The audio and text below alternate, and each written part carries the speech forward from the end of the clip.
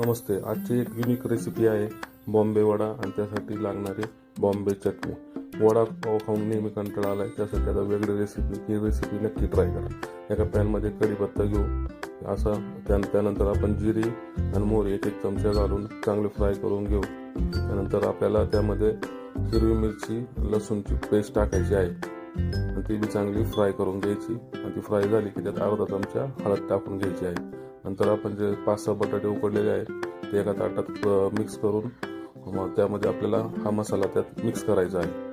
आणि त्यामध्ये आपल्याला कोथिंबीर टाकून घ्यायची आहे आणि थोडंसं चवीनुसार आपल्याला मीठ सुद्धा याच्यामध्ये टाकून घ्यायचं आहे. आणि ते चांगलं आपल्याला असं बाहेरच मिक्स करायचं आहे, कढईमध्ये नाही. नंतर आपण अर्धा बाउल बेसन पीठ घेतलं आहे, त्यात थोडं पाणी टाकून गाठी मोडून त्यातले आपण रसरशी अशा प्रकारचे आपण तयार करून बॅटर बनवू.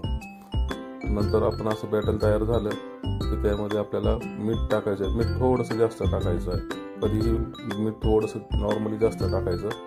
आणि त्यामध्ये आपल्याला अर्धा टेबलस्पून खायचं सोडा टाकायचा आहे. हे चांगलं मिक्स करून अशा पद्धतीने आपल्याला बॅटर तयार करून घ्यायचं आहे, जास्त पातळ नाही. नंतर पाव असे कट करून मधून त्यात गोड चटणी लावून घ्यायची आहे सर्व पावांना. नंतर त्यात आपल्याला बटाट्याची जी आपण भाजी बनवली आहे ती मधली त्यात भरून घ्यायची. सर्व पावांना अशा पद्धतीने भरून घेऊन असे बंद करून घ्यायचे आहे. हे झाले आपले अशा प्रकारे तयार.